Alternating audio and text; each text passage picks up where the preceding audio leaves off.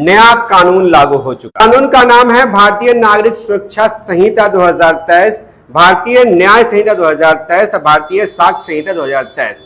इन तीनों कानून में को नए कानून का रूप दिया गया है। ये 1 जुलाई से लागू है। इस कानून से अब जो आम जनता है या बच्चे हैं या फिर वो बूढ़े हैं, बुजुर्ग हैं, पीड़ित है, उन सबको कैसे उनके हित के लिए यह कानून है और पुलिस के लिए यह किस प्रकार लाभदायक होगा, क्या पुलिस को इसमें अधिक बल दिया गया है या फिर नागरिक की सुरक्षा और न्याय को अधिक बल दिया गया, इस सभी को समझने के लिए आज हमारे साथ मौजूद है पटना हाईकोर्ट और दरभंगा व्यवहार न्यायालय के अधिवक्ता पुरुषोत्तम कुमार, साथ में आरटीआई एक्टिविस्ट है और स्वतंत्र पत्रकार भी है, मल्टीपर्पस है, इसलिए इनको हमने बुलाया है और समझने और समझाने का प्रयास करेंगे। ये जो कानून आया है, ये कानून कैसा है, कितना प्रभावी है। वकील साहब, सबसे पहले आपका स्वागत है, कैसे हैं? जी धन्यवाद, आभार प्रकट करते हैं आपका कि आपने मौका दिया 1 जुलाई से प्रभावी तीनों नए कानून पे बात करने के। बिल्कुल। आपका जो सवाल है कि यह कानून किस रूप में है, किस तरीके से फायदेमंद है, इसके क्या मायने हैं और किस तरीके से इस कानून को देखते हैं। बिल्कुल बिल्कुल। क्योंकि पहला जो कानून हमारा है भारतीय नागरिक सुरक्षा संहिता और दूसरा है भारतीय न्याय संहिता और तीसरा है भारतीय साक्ष्य संहिता। आप उसी तरीके से कह लें जो हमारा सीआरपीसी पहले का था, जो कि दंड प्रक्रिया संहिता था, अब वो नए कानून में बीएनएसएस भारतीय नागरिक सुरक्षा संहिता हो गया है। पहले जो आईपीसी था वो अब बीएनएस हो गया है, भारतीय न्याय संहिता हो गया है। और उसी तरीके से जो साक्ष्य अधिनियम पहले का था, इंडियन एविडेंस एक्ट, वो अब भारतीय साक्ष्य अधिनियम हो गया है। इन तीनों में आप देखेंगे तो पहले इंडियन शब्द था, अब शब्द हो गया है भारतीय। ये खास अंतर हुआ है। काहे बदल दिया गया, इससे क्या फर्क पड़ेगा? देखिए, इससे फर्क की अगर आप बात करेंगे कि भारतीय शब्द के साथ इसमें जो शब्द आया है सीआरपीसी के लिए, वो शब्द हमारा आ गया है कि नागरिक सुरक्षा संहिता। पहले था दंड प्रक्रिया संहिता और पहले जो हमारा जो था आईपीसी, इंडियन पैनल कोड, उसका नाम अब के समय में हो गया भारतीय न्याय संहिता। एक तरफ हमारा जो प्रोसीजर कानून था उसमें पहले दंड की प्रक्रिया की बात होती थी, बिल्कुल, और अब उसमें नागरिक की सुरक्षा की बात हो रही है। पहले दंड संहिता की बात हो रही थी और अब न्याय संहिता की बात हो रही है। तो दंड जो देना है, पहले आप इसे समझ लीजिए कि राजा महाराजा का काम दंड देना था। बिल्कुल बिल्कुल। जब हमारा देश गुलाम था, अंग्रेजों के हाथ में था, उस समय के बने कानून में दंड संहिता उचित था। लेकिन अब देश आजाद हो चुका है, न्यायालय में न्यायाधीश काम कर रहे हैं, देश लोकतांत्रिक प्रक्रिया से चल रहा है, इसलिए न्यायालय में दंड की जगह नागरिक की सुरक्षा और न्याय की बात होगी। एक माइंडसेट बनेगा जुडिशियल ऑफिसर के साथ में कि हमको नागरिक की सुरक्षा को ध्यान रखना है और न्याय को ध्यान रखना है इंस्टीड ऑफ दंड देने के और दंड के संहिता को। यह एक बड़ा अंतर हो रहा है, इसलिए हम सभी को इस कानून को स्वहृदय स्वीकार करना। मतलब कहने का कुल मिलाकर के ये है कि पहले दंड दिया जाता था अंग्रेज के शासन काल में राजा महाराजाओं के, अब बात लोकतांत्रिक देश है तो बात न्याय की होगी और नागरिक की सुरक्षा की बात। जी, नागरिक की सुरक्षा और न्याय की बात होगी, दंड की बात नहीं। तो नागरिक की सुरक्षा, अब ये जो कानून, तीनों कानून है, ये तो नागरिक के हित के लिए और पुलिस के हित के लिए, क्योंकि पहले जो काम करता वो पुलिस करता है, अपना रोल निभाता, बाद में कोर्ट का मामला आता। तो पुलिस के लिए ये कितना उपयोगी, इसको देख रहे हैं, नागरिक के लिए कितना उपयोगी है? देखिए, पुलिस के लिए उपयोगी की बात अगर आप कहेंगे तो पहले क्या था, पुलिस को उस लिमिटेड पावर दिया गया था। कई मामलों में पुलिस एक स्मॉल कस्टडी करता था, ठीक है, और बहुत सारे मामले में लॉन्ग कस्टडी जान के भी नहीं कर पाता था, ठीक है। लेकिन अब नए कानून में क्या है कि पहले 15 दिन का कस्टडी होता था, पुलिस को रिमांड के लिए दिया जाता था। अब पुलिस को वही अभियुक्त 60 और 90 दिन तक के लिए उनको दिया जाएगा। मतलब 15 दिन से सीधे 90 दिन, 60 और 90 दिन, वो ग्रेविटी ऑफ ऑफेंसेज के ऊपर निर्भर करता है। अगर कोई rare of the rarest case है तो वो 90 दिन 90 दिन तक पुलिस उसको रख सकती है। पुलिस कस्टडी को 90 दिन तक बढ़ा दिया गया है, लेकिन इसमें पुलिस अपने पावर का गलत उपयोग कर सकता है। बिल्कुल करेगा। इसके लिए आप जानते हैं कि पुलिस 3rd डिग्री देती है, टॉर्चर करती है मेंटली और फिजिकली। हालांकि ये वर्जित है, इसके लिए मानवाधिकार है, बहुत सारी एजेंसी है देखने के लिए, लेकिन पुलिस तो ऐसा करती है। बिल्कुल करती है। लेकिन लेटर ऑन निश्चित तौर पर जब पुलिस अपनी इस पावर का दुरुपयोग करेगा तो सुप्रीम कोर्ट निश्चित तौर पर इस पर निगरानी करेगी और निश्चित तौर पर कुछ नया चीज इसमें सुप्रीम कोर्ट लेके आएगा। लेकिन आप जो बता रहे हैं कि जिस पुलिस को 15 दिन तक था कस्टडी लेने का, अब वो 60 दिन और 90 दिन, मतलब नॉर्मल में है, मीडियम में जाएगा तो 60 डेज ले लेगा, रेयर केस आएगा। इतना ही नहीं, पुलिस को और भी, अब मान लीजिए किसी का कैंसिलेशन ऑफ बेल हो जाता है, बेल कैंसिल हो जाता है, उस दिन से उसका काउंट होगा। हम इस विषय पर बहुत डेप्थ में नहीं जाना चाहते क्योंकि इस विषय पर हम तो बात की जा सकती है। अच्छा, ये जो नाम बदल दे गया, इंडियन से भारतीय कर दिया गया, इससे फर्क क्या पड़ेगा, क्या होगा? इंडियन और भारतीय से बहुत बड़ा फर्क नहीं पड़ रहा है, लेकिन फर्क उस चीज से पड़ रहा है कि दंड देने का जो प्रक्रिया संहिता था वो न्याय देने का प्रक्रिया संहिता बन गया, और दंड संहिता जो था वो आपको जो दंड देने की प्रक्रिया का जो संहिता था वो अब के समय में पूर्ण रूप से, आप अगर नाम से ही देखेंगे तो नागरिक की सुरक्षा का एक संहिता बन गया। तो दंड नहीं मिलेगा, अब दंड मिलेगा, लेकिन दंड के साथ न्याय भी देखना पड़ेगा। वो तो पहले भी हो रहा था ना, कि पहले न्याय नहीं मिलता था, दंड नहीं मिलता था, सिर्फ एक माइंड सेट था ना सर, शब्द का प्रभाव पड़ता है ना। आपको अगर मतलब काम वही, नाम बदल दिया गया, एक तरह से आप कह सकते हैं। हाँ। इस चीज को, क्योंकि देखिए हर चीज के लिए कानून था। जिस मेजर पार्ट पर जो बात हो रही है कि महिलाओं की सुरक्षा को लेकर के और न्यूट्रल जेंडर की बात अभी कही जा रही है कि नए कानून न्यूट्रल जेंडर है, पहले भी न्यूट्रल जेंडर। मतलब वकील साहब शॉर्टकट में जो सब आया है कानून, ये कानून पहले से एग्जिस्ट कर रहा था। इसमें जितनी बातें हैं उसमें से 1% बातों को छोड़ करके किसी न किसी रूप में वो सारी चीज थी पहले से। जैसे कि अब नए कानून में टेक्नोलॉजी का उपयोग की बात करते हैं, लेकिन आईटी एक्ट भी तो था। आईटी एक्ट था, बिल्कुल था। तो क्योंकि जब आपका सीआरपीसी बना था, आईपीसी बना था, उस समय तो इंफॉर्मेशन टेक्नोलॉजी बिल्कुल नगण्य था, लेकिन बाद में जरूरत पहुंची तो आईटी एक्ट बन गया। पहले क्या था कि कम उम्र के बच्चों के साथ यौन अपराध काफी कम था। जब यानी कि कम उम्र के बच्चों के साथ यौन अपराध बढ़ा तो पॉक्सो कानून आ गया। पॉक्सो कानून को न्यूट्रल जेंडर कहा जाता है, क्योंकि उस कानून में जो पीड़ित जो बच्चे होते हैं, चाहे वो लड़का हो या लड़की, वहां पर लड़का और लड़की नहीं होता, बालक शब्द का उपयोग किया गया। वही चीज जब 376 को नए कानून में लाया गया है, जो रेप के धाराएं हैं उसको भी न्यूट्रल जेंडर यहाँ किया गया है। वहाँ बालक शब्द कहा गया है, पहले लड़की था, गर्ल्स विक्टिम होता था, अब चिल्ड्रन विक्टिम कहा गया है।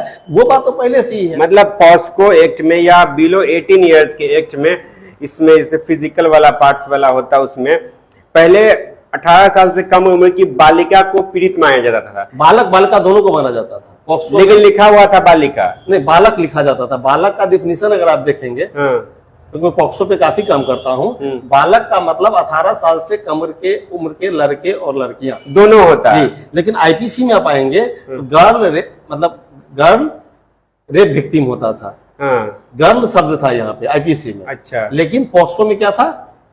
चिल्ड्रन था, चाइल्ड था। तो अब आईपीसी को जब रिप्लेस करके जो हमारी नई कानून आई है बीएनएस, उसमें भी क्या कर दिया गया है, न्यूट्रल जेंडर बना करके गर्ल्स को हटा करके चाइल्ड कर दिया गया है। अच्छा, ये है। अच्छा, ये और बाकी चीज जो थी, जो सुप्रीम कोर्ट कई सारा गाइडलाइंस जारी की हुई थी, उस गाइडलाइंस के थ्रू हम उस कानून में एक अमेंडेड मानते थे। समय पर सुप्रीम कोर्ट का गाइडलाइन सबको एक जगह करके नया कानून बना दिया गया। मतलब कलेक्शन ऑफ लॉज कह दीजिए। हाँ, कलेक्शन ऑफ आप कह सकते हैं कि जुडिशियल प्रोनाउंसिएशन, कलेक्शन ऑफ जो हमारा जो सुप्रीम कोर्ट का गाइडलाइंस था, हाई कोर्ट का गाइडलाइंस था, इन सभी को कलेक्टिवली करके नया कानून बना दिया। अच्छा, एक चीज, एक तो कानून में बहुत आम बात है, उसको हम जानना चाहते हैं। कहा गया है कि आपके क्या घटना कहीं भी होती है, आप कहीं भी एफआईआर करवा सकते हैं, ये पहले से था ना? देखिए, 0 एफआईआर सब दिन से है। हाँ, उसका बेस्ट एग्जांपल आपको देते हैं कि जब भी कोई व्यक्ति, आप देखते होंगे कि फर्द बयान, एक व्यक्ति का दुर्घटना मान लेते हैं गोपालगंज में हुआ और बेटर ट्रीटमेंट के लिए एम्स पटना में आके एडमिट हो गया, उसका फर्द बयान कहाँ होगा? बगल वाले थाना में होगा, एम्स पटना के ही किसी पोस्ट पे होगा, और that will be forwarded to the concern PS. वो एक 0 एफआईआर है। 0 एफआईआर, लेकिन ये तो केवल मेडिकल वाले मामले में होता था ना जी। लेकिन अब ये पुलिस कह रही है कि आप देखिए, आपको पहले से भी नियम है लेकिन लोग पुलिस वाले कर नहीं रहे थे। नहीं कर रहे थे कि आप कंसर्न पीएस में जाइए, हाँ, जहाँ घटना घटी है वहीं जाइए, वहीं जाइए। हाँ। लेकिन अब नए कानून में जो टेक्नोलॉजी का जो कोलैबोरेशन किया है, जिसमें कि आप डिजिटली एफआईआर को आप लॉन्च करवा सकते हैं, व्हाट्सएप से भेज सकते हैं, मेल से उनको कर सकते हैं, और पुलिस को कहा गया है गवर्नमेंट को कि आप एक सिस्टम डेवलप कीजिए इसके लिए। एक सिस्टम को आप डेवलप कीजिए ताकि नागरिक कहीं से भी अपने कंप्लेन को दर्ज करवा सकता है और फिजिकली 2 से 3 दिन के भीतर उसको जाकर के थाने को सुपुर्द कर सकता है। देखिए भाई, ये सब तो हम देख रहे हैं कि पहले भी हो रहा था, लेकिन कुछ खास लोगों के लिए होता था। व्हाट्सएप पर आवेदन भेजिए, आपका एफआईआर हो जाएगा, आप फिर जाकर के हमें बताइए। कुछ खास लोगों के लिए। देखिए, मैं उस बिंदु पर बहुत ज्यादा नहीं जाना चाहूंगा। एक 156 sub clause 3 of CrPC 156(3) generally लोग कहता था कि 156(3) में एफआईआर करवा रहे हैं। 156(3) जो सेक्शन था मूल रूप से सीआरपीसी का, उसका बहुत वाइडर स्कोप नहीं था इनिशियल स्टेज में, लेकिन लेटर ऑन सुप्रीम कोर्ट ने कई सारे जजमेंट से 156(3) को काफी भास्ट सेक्शन बना दिया था। अच्छा, ये साकरी बासु का एक लैंडमार्क जजमेंट है। साकरी बासु स्टेट ऑफ यूपी का जजमेंट में पुलिस मजिस्ट्रेट को काफी पावर दिया गया था कि कैसे आप अगर पुलिस एफआईआर नहीं करते आप कैसे करवा सकते हैं। तो जुडिशियल प्रोनाउंसिएशन से काफी कुछ चेंजेस हुआ था, लेकिन एक नए कानून में बिल्कुल उसको नई तरीके से दिया गया। देखिए, नए कानून आ जाए, लेकिन होगा वही जो पुलिस वाले चाहेंगे। मैं इसका उदाहरण दे रहा हूं। अभी एक महिला पटना से आई, वो गई हायाघाट थाना। हायाघाट थाना में उनका एफआईआर नहीं होता है। हायाघाट थाना का वो लड़का रहा, उसके साथ वो जो भी रिलेशन बनाया, हायाघाट थाना ने भेज दिया उसे महिला थाना। महिला थाना जब वो पहुंची महिला, तो महिला थाना के द्वारा बोला गया कि आपका घटना कहाँ हुआ है, तो पटना में। पटना जाके एफआईआर के अच्छा से वहां कार्रवाई होगी। इलॉजिकल बात। फिर वही कहानी। देखिए सर, प्रैक्टिकली चूंकि मैं पार्टी एक्टिविस्ट भी हूँ, पत्रकारिता भी आप लोगों के साथ किया है लंबे समय तक, स्वतंत्र पत्रकार के तौर पे आज भी लिखता हूँ। प्रैक्टिकली आप देखेंगे तो पुलिस अपने जिम्मेदारी से भागने की कोशिश हमेशा से की है।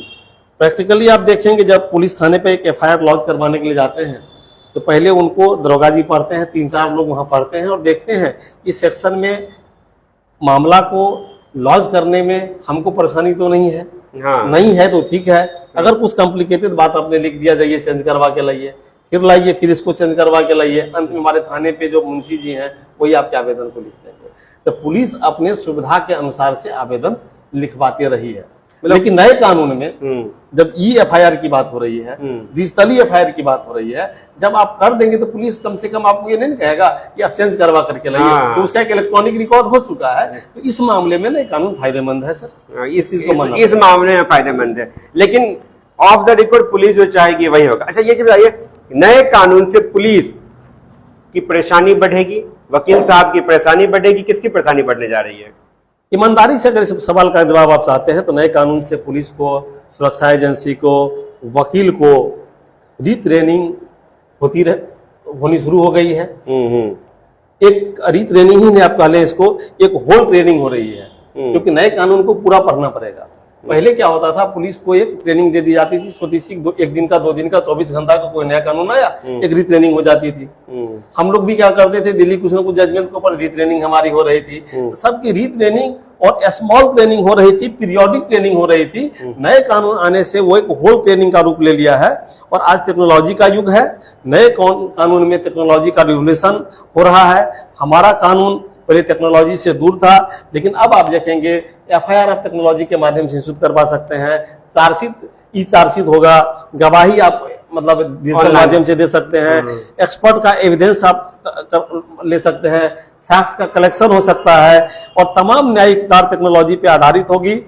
लोग कहीं से भी एफआईआर दर्ज करवा सकेंगे और हीनियस क्राइम जैसे रेप जैसे मामले में, रेप, मर्डर हो गया, इस समय कठोर दंड का प्रावधान नए कानून में किया गया है। और ये एक तरह से देखेंगे तो वकील के लिए भी सुविधाजनक होगा और पुलिस के लिए भी सुविधाजनक होगा, क्योंकि बहुत सारे लोग जो प्रमोटी हैं, एक कांस्टेबल से आज एसएचओ अगर पहुंच गए हैं, उनको कानून का अपना इन हर बात में उनको पूछने की जरूरत है, लेकिन उनको भी नई तरीके से ट्रेनिंग मिल रहा है।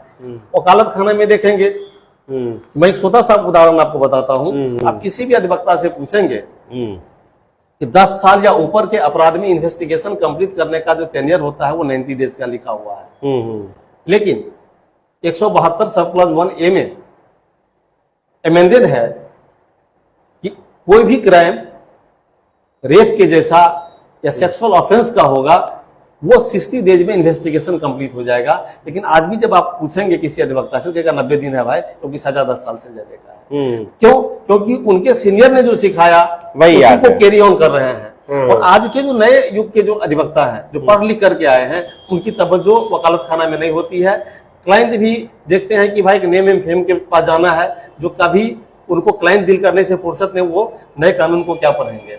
तो ये वैसे सीनियर एडवोकेट के लिए भी वरदान साबित होगा, और नए लड़के के लिए तो, न्यू कमर के लिए तो है ही, लेकिन सीनियर एडवोकेट जो कानून को नहीं पढ़ पा रहे थे, वो नाम के आरे में अपना दुकानदारी चला रहे थे, और जब उनका बेल रिजेक्ट होता था, रिलीफ नहीं मिलता था, कहता था हमने तो बहुत बड़े वकील को हायर किया था, वहां भी अगर न्याय नहीं मिला तो कहीं के ऊपर वालों को यही मंजूर था, लोग कोसते थे।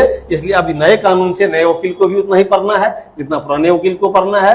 और कहीं न कहीं सीनियर जूनियर का जो भ्रम पैदा किया गया है, एडवोकेट एक्ट में कहीं सीनियर जूनियर नहीं है, और इस भ्रम से आम जनता को भी मुक्ति मिलेगी और वकीलों को भी मुक्ति मिलेगी। एक चीज समझाइए हमको कि पहले कानून था, कोर्ट में कोई केस हो गया, केस चल रहा, आज गए तारीख ले लिए, कल गए तारीख ले लिए, फिर तारीख ले लिए, 4 महीना 6 महीना 8 महीना तारीख चलता रहा, 2-3 साल चलता रहा तारीख। तो उसमें भी कुछ बदलाव होगा कि तारीख पे तारीख चलेगा? देखिए, इस कानून की सबसे बड़ी खूबसूरती है सर, तारीख पे तारीख, तारीख पे तारीख, जो सिनेमा वाली भाषा हम बोलते थे, उस पर बिल्कुल अंकुश लग रहा है। क्योंकि नए कानून में ट्रायल के लिए एक लिमिटेड समय दिया गया है, जजमेंट के लिए एक लिमिटेड समय दिया गया है, एडजॉर्नमेंट के लिए भी लिमिटेशन है, 2 से ज्यादा एडजॉर्नमेंट आप नहीं ले सकते हैं। पहले क्या होता था, कोर्ट अगर वैकेंट है, जुडिशियल मजिस्ट्रेट लीव पर है, तो कहता था साहब लीव पर है, अभी नहीं चलेगा। वो अगर 6 महीने तक वो कोर्ट खाली 6 महीने तक नहीं होता था। लेकिन अब जब कभी जुडिशियल मजिस्ट्रेट जज लीव पर रहेंगे, एक लिंक मजिस्ट्रेट उनके लिए जो है होगा, और वो वैकेंट नहीं माना जाएगा, उसकी सुनवाई होगी। मतलब कि जज साहब नहीं है तो अब जो मेरा एक बार तारीख हो गया, दूसरा हो गया, तीसरा तारीख नहीं होगा। नहीं, अगले तारीख पर पहले क्या कि मेन जज साहब नहीं है, आपको नहीं सुनेंगे, आएंगे वो तो सुनेंगे कोर्ट वैकेंट है, लिखा जाता था कि court is vacant, PO is on leave, कि ऑफिसर जो हमारे न्यायिक अधिकारी हैं वो लीव पर हैं। अब वो चीज नहीं चलेगा, जब छुट्टी पर जाएंगे, एक लिंक मजिस्ट्रेट को वो अपना ड्यूटी दे करके जाएंगे, और उनको सुनना पड़ेगा, एडजॉर्नमेंट कम होगा, सब चीज के लिए टाइम फ्रेम है, इसे न्याय जल्दी मिलेगा। ये खूबसूरती जो लिंक मजिस्ट्रेट करे, हम लोग प्रभारी मजिस्ट्रेट कर देते हैं उसको, तो वो लिंक मजिस्ट्रेट सुनेंगे, फैसला भी दे सकेंगे। पहले भी देने का था, उनके पास पावर था। आपको अगर आपको इंचार्ज बनाया गया, इंचार्ज मजिस्ट्रेट आपको पहले भी था, लेकिन पहले लोग कहते थे मूल कोर्ट का है, वो कोर्ट जानेगा, हम क्यों ले, गया अपना फॉर्मेलिटी या हाजिरी लगा दीजिए, उसके बाद अपना अगले दिन क्या तारीख इसमें चल सकता है? देखिए, हर चीज के लिए as per gravity of offences, offence के नेचर पर उसका जो लिमिटेशन है वो तो रहेगा। लेकिन पहले जो 20 साल 25 साल 15 साल 10 साल केस चलता था, वो नहीं चलेगा। अब मान के चलिए कि मैक्सिमम साल से 2 साल के अंदर आपको न्याय मिल जाएगा, केस डिस्क्लोज हो जाएगा, बिल्कुल उसका जजमेंट हो जाएगा। पहले क्या था कि ऑर्डर पर रखा जाता था, 6 महीना ऑर्डर पर ही है, जजमेंट लिखने के लिए रखा गया है, कहते जज साहब का बहुत कम है, 6 महीना जजमेंट ही नहीं लिखा जाता था। अब उसमें लिमिटेड कर दिया गया है कि आपको 45 डेज के अंदर लिखना है, मतलब लिखना है। अच्छा, ये जो पुराना वाला कानून IPC, CrPC, Indian evidence act, अब जो बन गया बीएनएस, बीएनएसएस और भारतीय साक्ष्य सुरक्षा, साक्ष्य अधिनियम, इस तीनों को अगर हम सिंपल भाषा में बताइए हमको, क्या है अंतर? देखिए, सबसे पहला अंतर अगर आप देखेंगे दोनों कानून में, पुराने कानून और नए कानून में, तो टेक्नोलॉजी का इंट्रोडक्शन हुआ है नए कानून में। टेक्नोलॉजी से समझना चाहेंगे कोई पहले मैं फिनिश कर देता हूँ। पहले के कानून में टेक्नोलॉजी का उपयोग जो होता था वो हाई कोर्ट के किसी रूल के द्वारा, honourable supreme court, apex court के जजमेंट के थ्रू होता था। सीआरपीसी में बहुत कुछ नहीं था, लेटर ऑन आईटी एक्ट आया, जैसा मैं आपसे पहले भी कर रहा था कि आईटी एक्ट आया, आईटी एक्ट से टेक्नोलॉजी की कुछ बातें होने लगी, लेकिन उसमें भी काफी कॉम्प्लेक्सन था, आईटी एक्ट में भी काफी कॉम्प्लेक्सन था।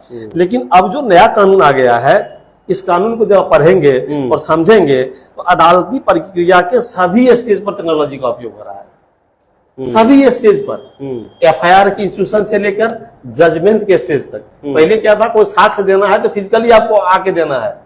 अगर कोई मान लीजिए कि केस जब हुआ उस समय वो स्वस्थ थे, उम्र कम था, बीमार हो गए, अदालत तक आने में सक्षम नहीं है, तो अब ई एविडेंस भी आप कोर्ट को भेज सकते हैं। सम्मन पहले व्यक्ति लेके जाता था, अब सर्विसेज ऑफ सम्मन, call of document, service of document, hearing, trial, इस सब को करने में, इवन अपीयरेंस में भी टेक्नोलॉजी का उपयोग कर सकते हैं, ई गवाही भी दे सकते हैं। और हमारा मानना है ये जो नया कानून है ये गेम चेंजर साबित होगा, पहली बात।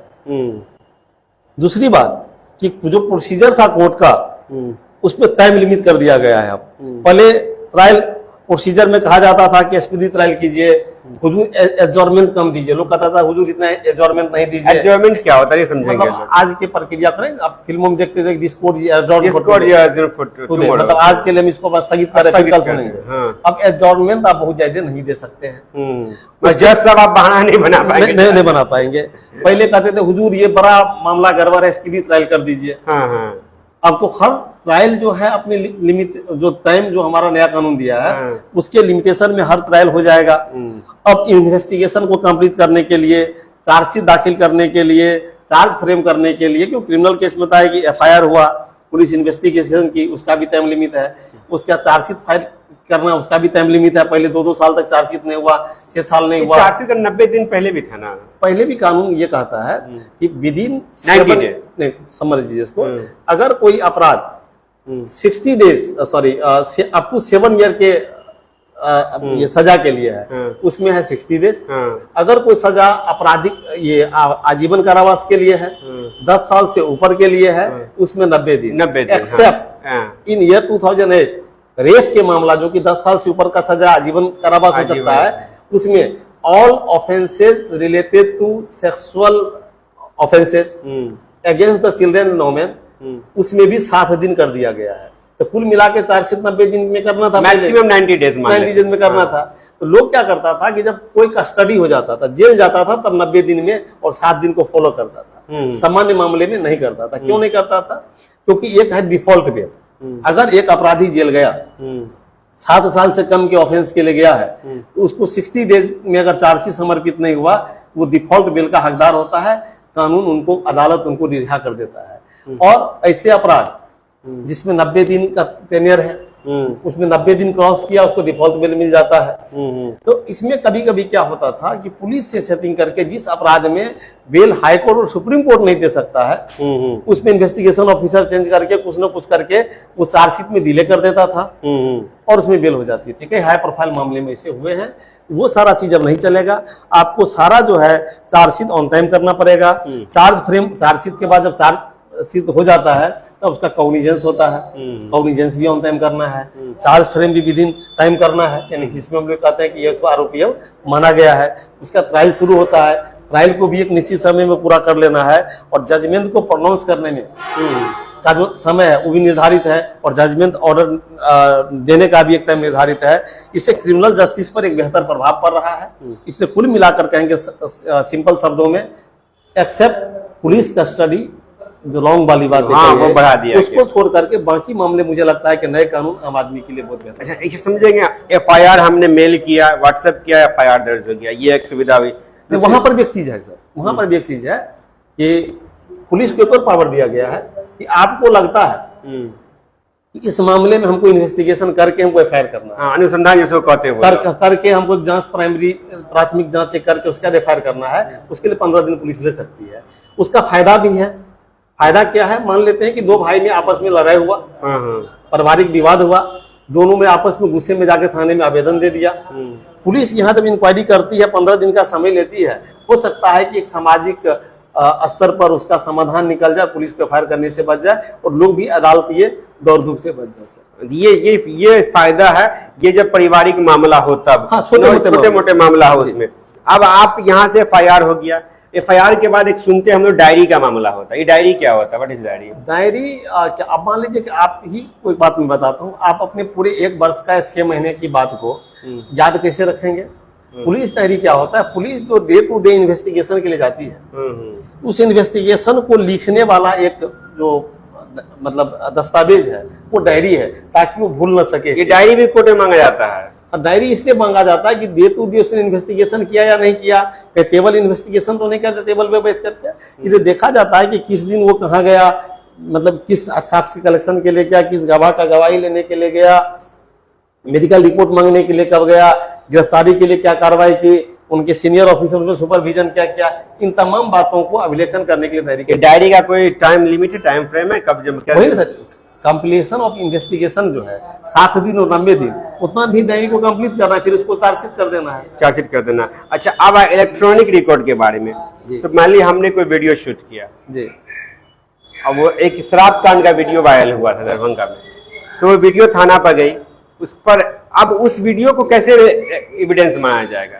ठीक है। नए साक्ष्य अधिनियम में उसके लिए पहले क्या था कि इलेक्ट्रॉनिक एविडेंस को हम लोग, जो हमारा एविडेंस एक्ट था उसमें अमेंडेड करके और आईटी एक्ट का उपयोग करके कर रहे थे, लेकिन नए साक्ष्य अधिनियम में उसके लिए प्रोविजन है, वो एज एविडेंस एडमिट हो जाएगा। वो इसको अब ये पुलिस में ना कहेंगे इसका फोरेंसिक होगा, उसके बाद एविडेंस मानेंगे। फोरेंसिक का जहां तक सवाल है सर, अब तो फोरेंसिक इन्वेस्टिगेशन तुरंत आप मंगवा सकते हैं। पहले क्या था, उसके लिए परमिशन वगैरह वगैरह की चक्कर थी, अब हर काम में फोरेंसिक इन्वेस्टिगेशन किया जा सकता है, रेगुलरली करवाया जा सकता है। पहले पुलिस कहते थे कि वीडियो आया तो वीडियो की जांच पड़ताल होगी, उसके बाद कार्रवाई होगी, अब ऐसा है तो फोरेंसिक का तुरंत करवा लिया जाएगा, नए कानून में प्रावधान है उसके लिए, तुरंत हो जाएगा, हो जाएगा जी। अच्छा, कोई कॉल रिकॉर्डिंग हो या ऑडियो कॉल हो या फिर कोई इस तरह का हो, तो वो भी सारे इलेक्ट्रॉनिक एविडेंस को, जो नए हमारे भारतीय साक्ष्य अधिनियम है उसके एडमिसिबिलिटी के लिए कानून है। बस एक शब्द में ही समझ लीजिए कि सारा इलेक्ट्रॉनिक रिकॉर्ड, जो मोबाइल हो, कैमरा हो, सब ये सारे इलेक्ट्रॉनिक रिकॉर्ड के लिए वहां पर प्रावधान है।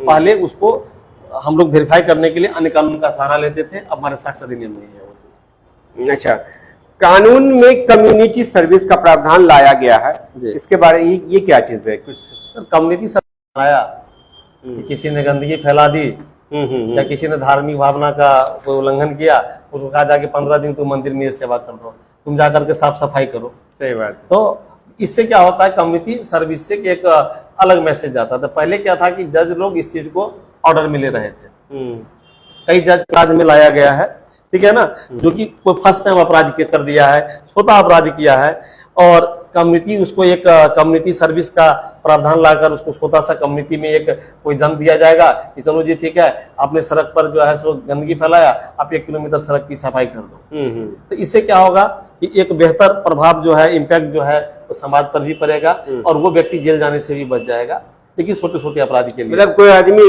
कहीं जा रहा है, कहीं पर गुटखा खा के थूक फेंक दिया जी, जबकि वो अपराध है।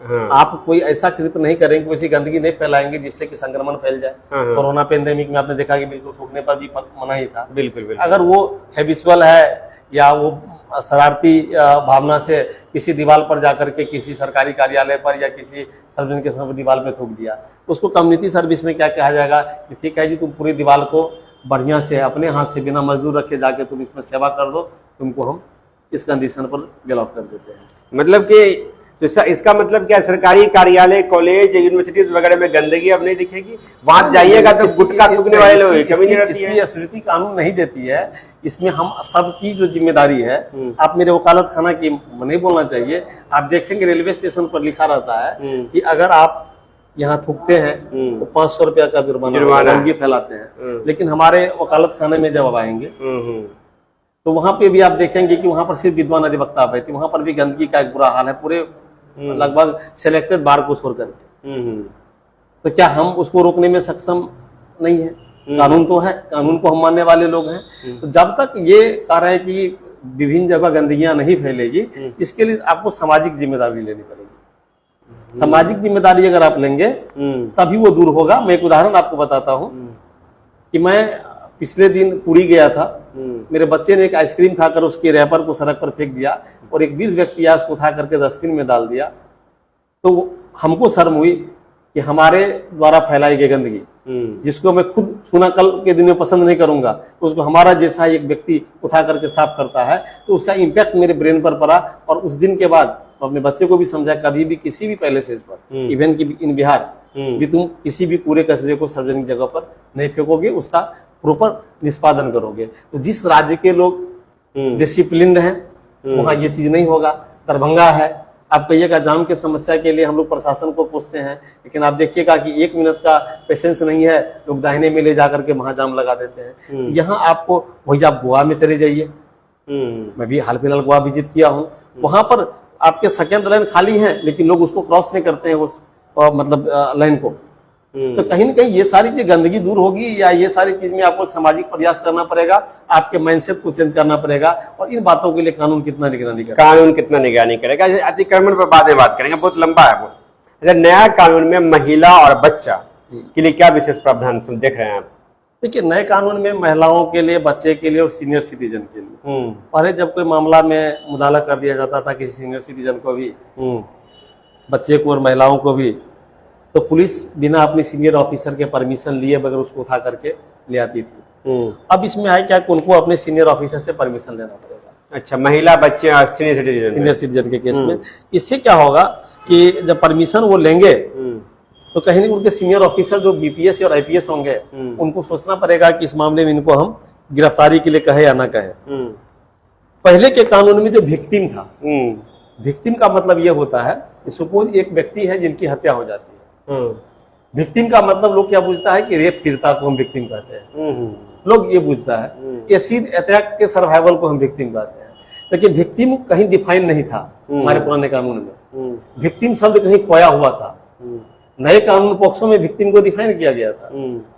बिहार विक्टिम कंपनसेशन एक्ट है, वहां पर विक्टिम डिफाइन है, लेकिन हमारे सीआरपीसी में, आईपीसी में विक्टिम कहीं, सीआरपीसी में कहीं डिफाइन नहीं था।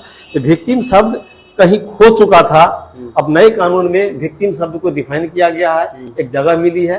विक्टिम सिर्फ विक्टिम ही नहीं होता है, एसिड अटैक सर्वाइवर ही नहीं होता है, बल्कि विक्टिम वह भी होता है अगर एक व्यक्ति की हत्या हो जाती है तो उससे जो पीड़ा ले रहा है, पीड़ित हो रहा है, उनके बाल भाई, उसकी पत्नी, उसकी माँ, उसका जो उस पर आश्रित था, वो भी एक विक्टिम है। विक्टिम डिफाइन है और विक्टिम को अब न्यायालय में सुनेगा, पुलिस भी सुनेगी, इन्वेस्टिगेशन के प्रोग्रेस का भी कॉपी उनको दिया जाएगा, इन्वेस्टिगेशन का भी कॉपी दिया जाएगा। पहले नहीं था ये सब चीज क्या? तो देखिए, अभी भी जो नए आपका EFIR हो रहा है उसको पढ़ेंगे, उसमें दिया है कि हमने विक्टिम को, ये इन्फॉर्मेंट को फ्री में कॉपी सप्लाई किया। लेकिन आप अगर प्रैक्टिकली देखेंगे तो 1% भी आपको नहीं मिलेगा। बिल्कुल सही बात है। या तो वो प्रेम से ले, नजराना दे के लिए थाने से लेना है, या वेबसाइट पे जाके डाउनलोड कर ले, या कोर्ट में जाके सर्टिफाइड कॉपी ले ले, लेकिन नहीं दिया जाता था। लेकिन अब कानून में है तो निश्चित तौर पर इसका कंप्लेंट। कानून में तो ये पहले भी था कि जो आपको FIR करवाया उस व्यक्ति को 24 घंटे के भीतर एक कॉपी उपलब्ध करवाना है, फ्री ऑफ कॉस्ट। 24 घंटे के अंदर उपलब्ध करवाना है। अभी तो सर मैं आपको क्या कहूँ कि हम लोग के जब पास जब कॉल आता है कि सर एक FIR हुई है, हम लोग कहते हैं घबराओ मत, मैं देख लेता हूँ। जब EFIR खोलता हूँ, लाइव में खोल करके अगर आप देखेंगे अभी भी मोबाइल पर आप, तो आपको दिखेगा 10-10 दिन का FIR जो है पेंडिंग है। जो SCRB है, स्टेट कंट्रोल रिकॉर्ड ब्यूरो का जो है SCRB का वेबसाइट, जहाँ ऑनलाइन FIR का कॉपी आप ले सकते हैं, वहाँ 10-10 दिन तक यानी कि उसकी कॉपियां नहीं रहती है, नहीं चढ़ाई जाती है, नहीं चढ़ाई जाती है। हालांकि वहाँ एक्ट है कि पॉक्सो के FIR को आप सार्वजनिक नहीं करेंगे, वहाँ पीड़िता का पर्सन छुपाने की बात है, लेकिन सामान्य मामले की FIR भी 10-10 दिन तक नहीं चढ़ाया जाता वहाँ पर। तो कानून कुछ भी हो, पुलिस जो चाहे वही होगा। लेकिन नए कानून में जब EFIR ही होना है, कोई भी FIR ऑफलाइन नहीं होगा, तो निश्चित तौर पर कुछ सुधार होगी सर, कुछ सुधार होगी। लेकिन फिर भी पुलिस की चलेगी वहाँ, ये बात तो मानना पड़ेगा। सत्ता जिनके हाथ में होता है, ताकत जिसके हाथ में होता है, उसकी सब दिन चलती है। और इसको एक अगर जो है लेमैन लैंग्वेज में कहिएगा, जिसकी लाठी उसकी भैंस, तो जिसके पास इम्प्लीमेंटेशन के लिए रहेगा कानून, उसके पास उसके दुरुपयोग के लिए भी बहुत सारे बहाने होते हैं। जब पुलिस के द्वारा जो तैयार किया गया कानून बदले, उसके बाद में बात करेंगे। मोटा मोटी हम लोग समझते हैं पुलिस की शक्ति बढ़ी है या नागरिक की शक्ति बढ़ी है या फिर कोर्ट को अधिक शक्ति दिया गया है? देखिए, अगर स्वतंत्र रूप से अगर हमको इस पर अपना पक्ष रखने का अगर आप कहेंगे तो स्वतंत्र रूप से ऐसा देखा जा रहा है कि पुलिस को काफी ताकतवर बना दिया गया है। पुलिस ताकतवर हो चुकी है और सुप्रीम कोर्ट कहती है कि पुलिस कस्टडी लंबा नहीं होना चाहिए।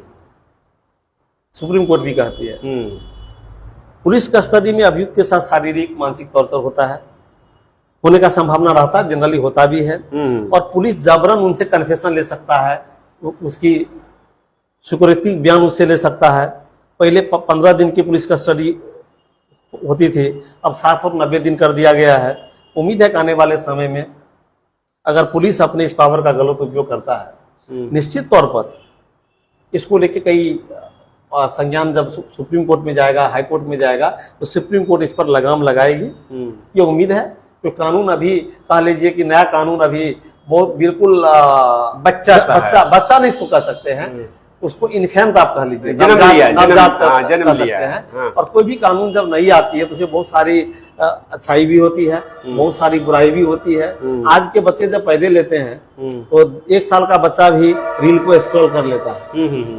जिस युग में हम लोग पैदा लिए, मोबाइल का दर्शन नहीं हुआ था, फोन के बारे में जब सुना था अपने हॉस्टल टेलीफोन के बारे में, जी मेरा एक दोस्त था कि मेरे यहाँ एक यंत्र है जिस पर बात हो जाता है दूर दूर तक। तो मुझे जब दरभंगा आने का मौका मिला था, इसी मिर्जापुर में उनके घर पर जाकर मैं देखा था कि ऐसा भी कोई डिवाइस होता है कि जिस पर बात हो जाएगी। और वही एक सुखी संपन्न परिवार का लड़का था हमारा क्लासमेट, लेकर उन्होंने हमको बताया एक बार, यार अब एक मोबाइल आने वाला है, उसमें तार की जरूरत नहीं है, जेबी में लेके घूमेंगे। मेरे पापा लाने वाले हैं, उनके पापा जब उस नोकिया के मोबाइल को लाए थे मैं उसको भी देखने गया था। अच्छा, एक चीज, तो वो युग में और आज के युग में अंतर है सर।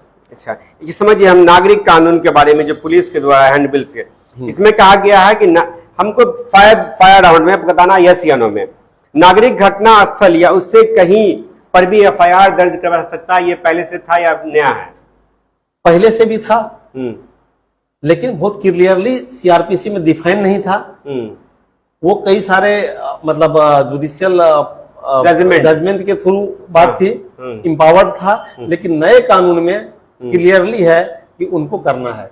अच्छा, जो पीड़िता है जो FIR करवाया उसको 1 कॉपी फ्री ऑफ कॉस्ट देना, ये पहले भी था, ये नया है? देखिए, हालिया दिनों में जो जब से SCRB का वेबसाइट आया है और जब हम लोग EFIR देख रहे हैं, मतलब इलेक्ट्रॉनिक फॉर्म में जब FIR देख रहे हैं, उसमें हम पाते हैं लिखा रहता है कि पीड़िता ये इन्फॉर्मेंट को भी एक कॉपी निःशुल्क उपलब्ध करा दी गई है।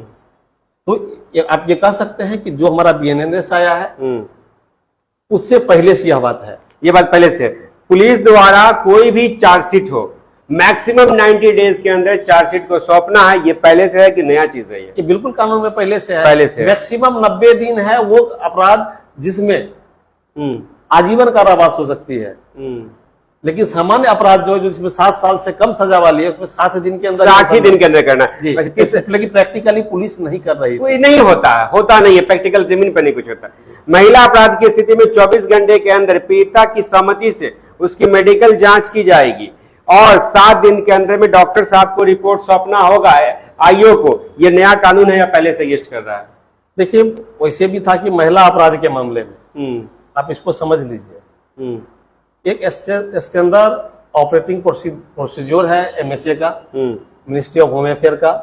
उसमें ये दिया गया है कि any offence, sexual offence related to the women, उसमें प्रॉम्प्टली उनको FIR करना है, प्रॉम्प्टली अरेस्टिंग करना है और इमीडिएट उसका मेडिकल करवाना है। 24 घंटा से इमीडिएट उसका मेडिकल करवाना है।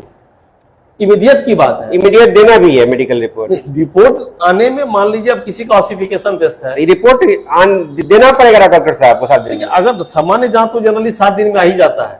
जनरली हम प्रैक्टिकल आपको कह रहे हैं, पॉक्सो के मामले में आप देखेंगे तो 2-3-4 दिन में मेडिकल लेकर के आ जाता है कि सर इसमें मेडिकल ये आ गया, इसमें आगे फर्दर क्या डायरेक्शन। तो प्रैक्टिकली कहीं कहीं क्या होता था कि महिलाओं के साथ अपराध, मान लीजिए कि sexual crime, other than sexual crime हो, उसमें भी हमें लगता है कि 7 दिन के अंदर उनको मेडिकल देना होगा। पहले भी था। अभियोजन पक्ष की मदद से नागरिकों को खुद का कानूनी प्रतिनिधित्व करने का अधिकार है, ये पहले से है या नया है? पहले से भी है। मतलब कोई भी आदमी अगर वो चाहे कि वकील नहीं रखे, वो खुद से वकील बन करके वहां पे अपना केस लड़ सकता है। वकील बन के नहीं, अगर वो उसको लगता है कि मैं अपने केस का पैरवी खुद से कर सकता हूं, ये करने की स्वतंत्रता सभी हमेशा से है। और बाद में जब विधिक सेवा आया, उसको लगता है कि नहीं मेरे पास इतनी हैसियत नहीं कि मैं वकील रख सकता हूं, तो विधिक सेवा के तहत वो निःशुल्क अधिवक्ता भी ले सकता है। निःशुल्क जी। और विधिक सेवा का ये भी नियम है कि अगर किसी को वकील नहीं मिल रहा है तो कंसर्न मजिस्ट्रेट या जज उनसे पूछेंगे कि आपके वकील साहब अगर नहीं है तो आपको क्या विधिक सहायता चाहिए। तो वो कोर्ट DLSA को इन्फॉर्म करती है, अदालतों को इन्फॉर्म करती है कि इनको वकील कर सकता है, इनको वकील प्रोवाइड, DLSA के माध्यम से वकील को लेने का उनके पास राइट हमेशा से रहा। BNS की धारा 396-97 में पीड़ित को मुआवजे और मुफ्त इलाज का अधिकार अब दिया गया या पहले से है? सब देखिए, पीड़ित को मुआवजा और मुफ्त इलाज अब पीड़ित में एक शब्द आपने पीड़ित कहा, तो पीड़ित में जो रेप विक्टिम थी, 18 साल से कम उम्र की विक्टिम थी, उसमें ड्यूटी बॉन्ड है CWC कि उनका कंप्लीट केयर करेगा। ड्यूटी बॉन्ड है स्टेट कि उनके इलाज का व्यवस्था करेगा, और ड्यूटी बॉन्ड है स्टेट कि उसको मुआवजा देगा। लेकिन उनका प्रोसीजर था कि SC/ST केस को अगर आप मान लेते हैं, उसमें FIR इंस्टीट्यूट हुआ, चार्जशीट हुआ, इसको इतना % दे देना है। पॉक्सोज के मामले में है कि इंतरिम कंपनसेशन इमीडिएट देना है। लेकिन इस देश की न्यायिक व्यवस्था इतनी लचर है कि सुप्रीम कोर्ट की मैं बात करता हूं, कभी मैं आपके स्टूडियो में फिर आऊंगा इस मुआवजे के ऊपर बात करने के लिए, कि पॉक्सो के मामले में अभी तक 1% विक्टिम को ही मुआवजा मिला है।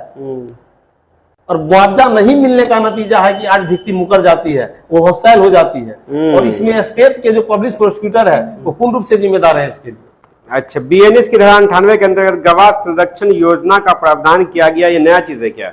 देखिए, विक्टिम प्रोटेक्शन एक्ट पहले से है, लेकिन BNS में इसको ही शामिल कर दिया गया है। पहले हमारे CRPC में नहीं था, लेकिन गवाह सुरक्षा अधिनियम था। आप अगर SP ऑफिस जाएंगे तो वहां एक नोडल अधिकारी भी होते हैं गवाह सुरक्षा के, इसके लिए अलग से कानून था, लेकिन इसको BNS में ले आया गया है। केस वापसी से पहले न्यायालय को पीड़ित की बात पूरा सुनने का अधिकार है, ये तो पहले से भी है, प्रैक्टिकल है वो। अभी भी आप जाइए कोई केस वापस लेने के लिए, एक बार सुन लेंगे भाई केस को वापस लेना चाहते हो, तो डरा करके धमका करके तो नहीं हो रहा है, इस वकील को मैनेज करके तो नहीं हो रहा है, ये बात पहले से ही है। कोर्ट में आवेदन करने पर पीड़ितों को ऑर्डर की निःशुल्क कॉपी प्राप्त करने का अधिकार मिला, नया चीज है ये। हाँ, ये नया चीज है, सभी मामले में पहले नहीं था। उस मामले में निःशुल्क ऑर्डर का कॉपी सप्लाई करना था, लेकिन अब नए कानून में कर दिया गया है। कानूनी जांच, पूछताछ, मुकदमा की कार्रवाई को इलेक्ट्रॉनिक रूप से आयोजित करने का प्रावधान है। मतलब क्या आयोजित क्या करने का प्रावधान? अभी आपको मैंने पहले कहा है कि ई समन हो जाएगा, ई एविडेंस आप दे सकते हैं, इलेक्ट्रॉनिक में एविडेंस दे सकते हैं, समन का तामला हो सकता है, समन को भेजा जा सकता है, गवाही हो सकती है, इसका यही मतलब है। मतलब अभी तक हम लोगों ने 12 जो सेक्शंस है उसको हम लोगों ने देखा।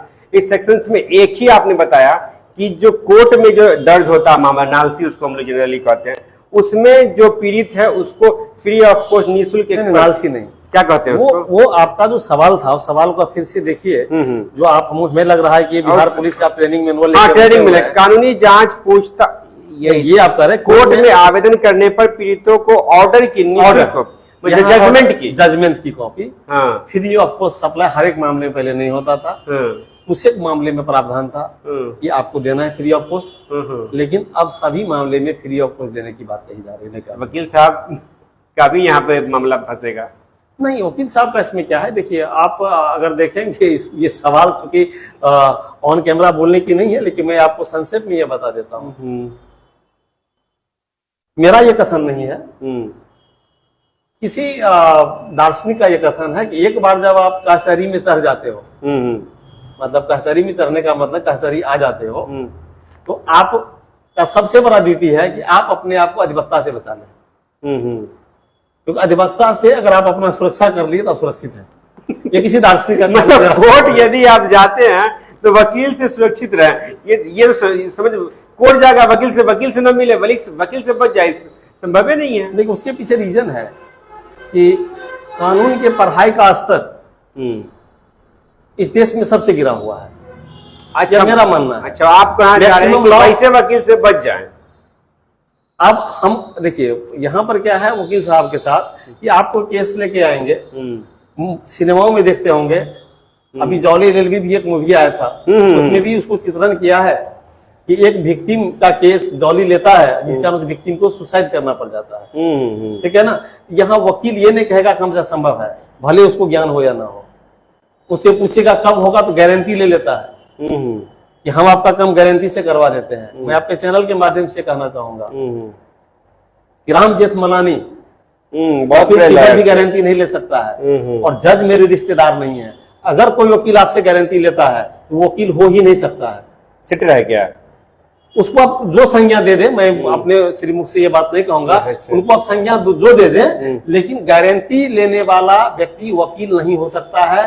कानून का ज्ञान उस व्यक्ति के पास नहीं है, भले वो अपने आप को राम जेठमलानी ही क्यों समझ रहा हो, कपिल सिब्बल ही क्यों नहीं समझ रहा हो, मनु सिंह भी क्यों नहीं समझ रहा हो, क्यों गारंटी कुछ नहीं है। अर्जी सिर्फ एक वकील की हो सकती है, मर्जी तो हकीम की होती हम है। प्रयास मैं कर एक सकते मैं एक हालिया मामले में आपको कहता हूँ, मैंने एक बिल पर अभी इसलिए मैंने बहस किया, जज साहब की तरफ से कहा गया कि इसमें हम संतुष्ट हैं, might be I will order day after tomorrow on Monday.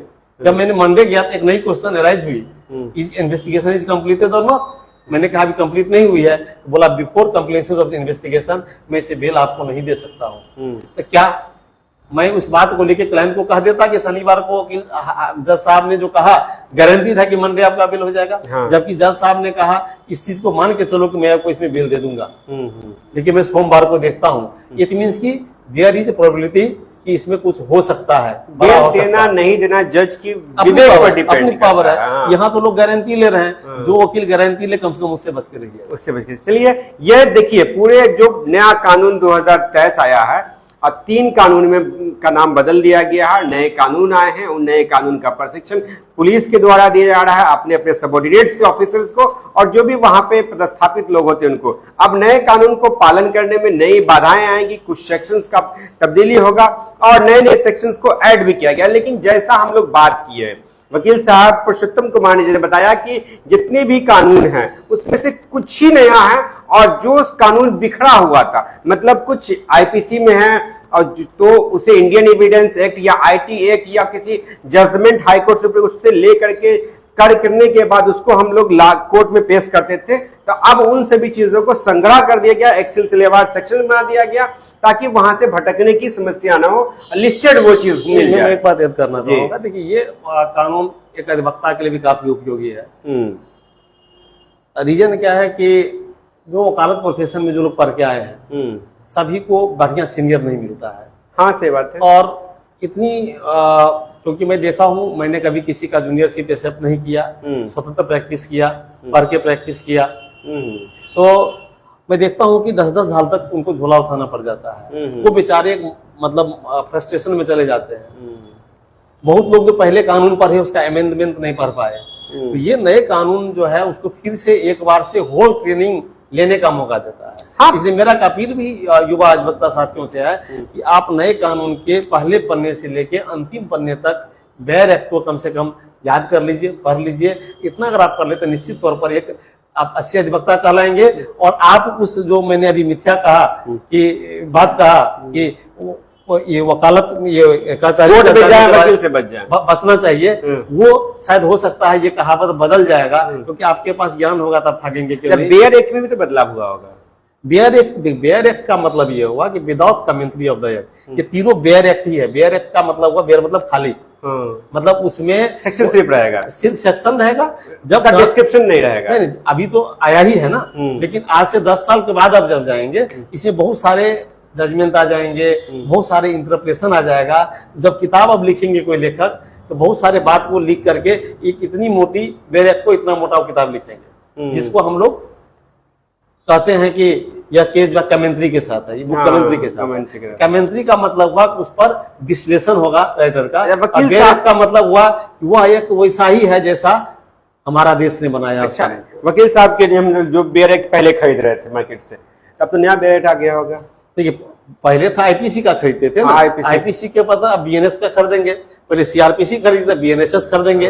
और पहले जो है पुराना वाला नहीं लेना है, आईपीएस नहीं वो रहेगा सर। जितने मामले पुराने पेंडिंग्स है, ये भी बात समझ लीजिए कि जो 1 जुलाई से पहले के जितने एफआईआर है वो गवर्न होगा पुराने कानून से। अब ये नहीं कि नए कानून लागू हो जाएगा। 1 जुलाई से पहले जो भी घटना घटी या एफआईआर हुआ या कोर्ट में मामला, वो सभी पुराने कानून से ही गवर्न होगा, वही से होगा। अब जो नया जो कानून लॉज होगा वो नए जो चेंजेस हुए हैं उसके हिसाब से। दूसरी बात, नए कानून को समझने के लिए अब मान लीजिए कोई 420 ही किसी का 420 76 कर देते 376, तो 376 और 420 समझिएगा तब उसका नया कानून समझिएगा। तो बहुत सारी चीज जो लोग के माइंडसेट में था, करे 107 लगा देंगे, 44 लगा देंगे, 144 बोलता है तो 44 लगा देंगे, ठीक है, इंजेक्शन लगा देंगे।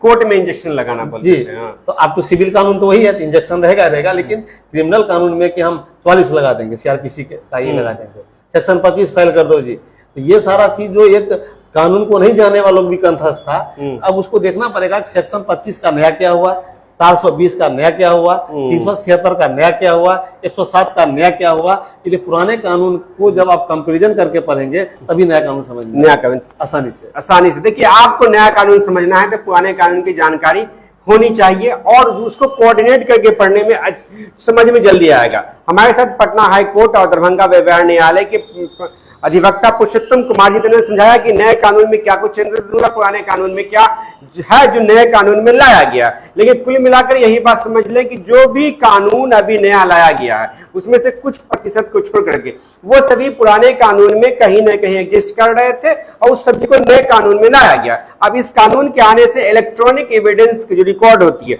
उस रिकॉर्ड पर खास चर्चा की गई, फोकस डाला गया, वो सर्वमान्य उसको माना जाएगा। अब पूरी प्रतिक्रिया वकील साहब हमारे साथ बात किए, कैसी लगी कमेंट में हमें बताइएगा। फिलहाल दर्पण 24 न्यूज के लिए मैं आपका होस्ट दीजिए, फिर मिलेंगे किसी अन्य। थैंक यू फॉर वॉचिंग दर्पण 24 न्यूज। खबर को सबसे पहले पाने के लिए YouTube पर देख रहे हैं तो सब्सक्राइब करें, Facebook पर देख रहे हैं तो फॉलो करें। कमेंट्स में अपनी राय या अपने आस पड़ोस में समस्या हमें बताएं। हमें सपोर्ट करने के लिए लाइक और शेयर अवश्य करें। धन्यवाद। थैंक यू फॉर वॉचिंग दर्पण 24 न्यूज। खबर को सबसे पहले पाने के लिए YouTube पर देख रहे हैं तो सब्सक्राइब करें, Facebook पर देख रहे हैं तो फॉलो करें। कमेंट्स में अपनी राय या अपने आस पड़ोस में समस्या हमें बताएं। हमें सपोर्ट करने के लिए लाइक और शेयर अवश्य करें। धन्यवाद।